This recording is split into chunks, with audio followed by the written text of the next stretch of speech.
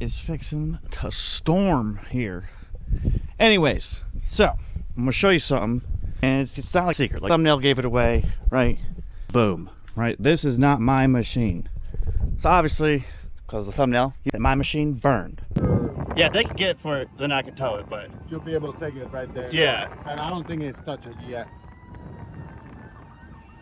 You know, I feel so bad. I took this road because it didn't have traffic. And then I caused the traffic.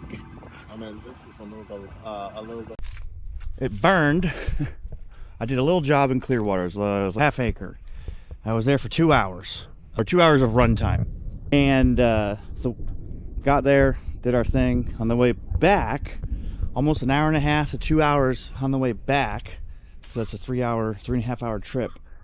About 2 hours on the way back, the machine caught fire. My skid steer, my 299 caught fire. And it was when I went from going east and west to north and south, and the winds were coming across instead of me driving into the winds. And within half a mile of going north, the machine was just gone. It was in flames.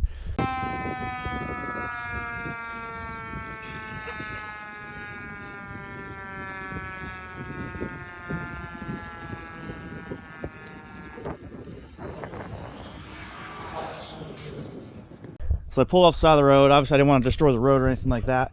Fun fact, the reason I turned north was to get off of I-4. I took a toll road to go north that didn't have traffic, and then when I showed up, obviously it got traffic. So anyways, I pulled off the road all the way down to, I got off the pavement and then off the shoulder of the road, so the grassy area next to the paved area, and went up to the other side of the ditch. I think I might have been more in the ditch still.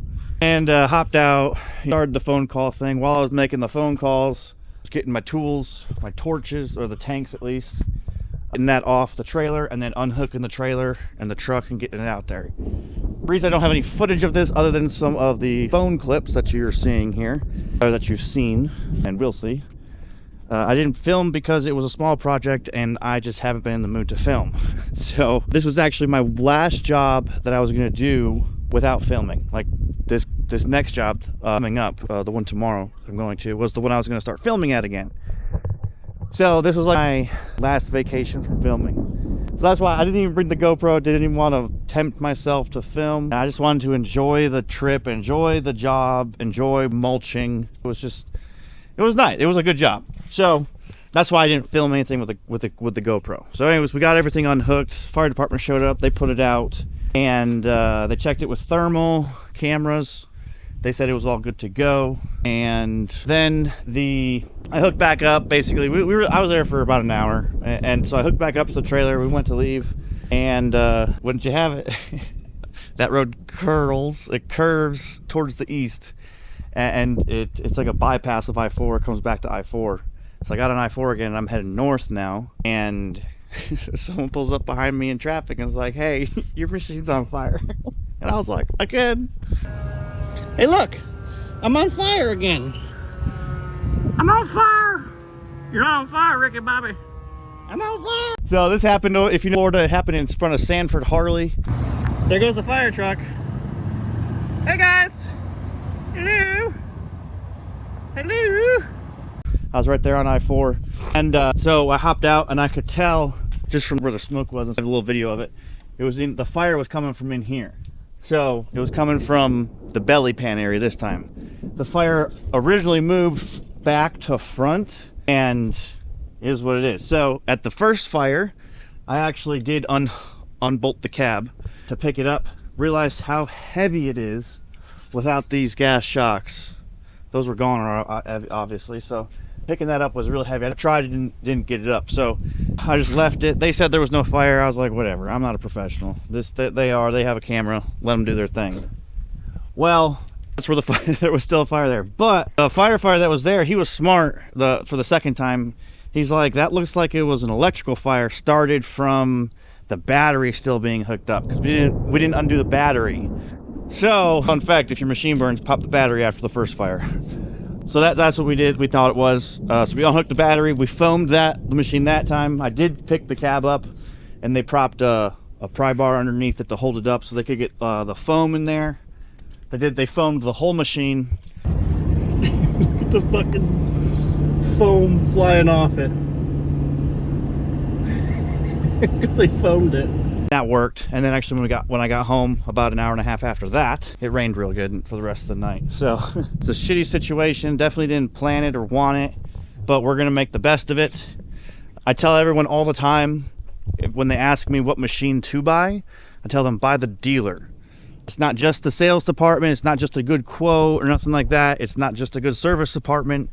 It's just a good group, right? They all have to hold the same pace. So Ring Power is my cat dealer, and I tell everyone to buy cat for this reason. But we run cat insurance, cat service. Our machine was at Caterpillar the day before, actually, getting that K-Strain plug, K-Strain Quick Connect swapped out. And while I was there, they did a detail on the machine for us. So it was clean. It was running good too. There was no hiccups, other than I turned north. We did have a regen, so it got hot. But Friday morning, it happened Thursday night, so Friday morning we were at Cat, and we picked the machine up. Well, they picked it up with like forklift, and they got my head off.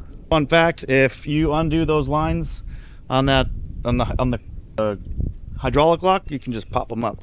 So that was really easy. And they pulled this machine out of Sarasota for us and brought it to Daytona, and then we got on this Friday afternoon. So we only missed a day of work. Monday we'll be running this. We do have a cooler on this one. This one is basically the same machine, just except it has a cooler up top and no tint. It feels really weird to be in a machine with no tint again. So we're gonna run the numbers on the cooler, see if it actually does anything worthwhile in this game, if it increases production or if it just is a maintenance preventative item. And then we'll talk about new machines in a few weeks. There's options for us, and I don't want to get painted into a corner because I told you guys one thing or another. But it's gonna be yellow. I'll give you that. It's gonna be a yellow machine. Anywho, Lacey and I have to go take Jet to dinner. We gotta go to dinner for her brother's birthday. So that's the fire video. Cat did great. Ring Power did great by us. Cat Insurance is still to reach out to us. But the deal we have going with being able to just swap into a high quality rental unit allows us to keep in business, keep it going. So thanks, Cat. AC sucks still. I guarantee this one is going to have AC issues. But at the end of the day, you don't need AC to make money. So it's all noise. So, all right, guys.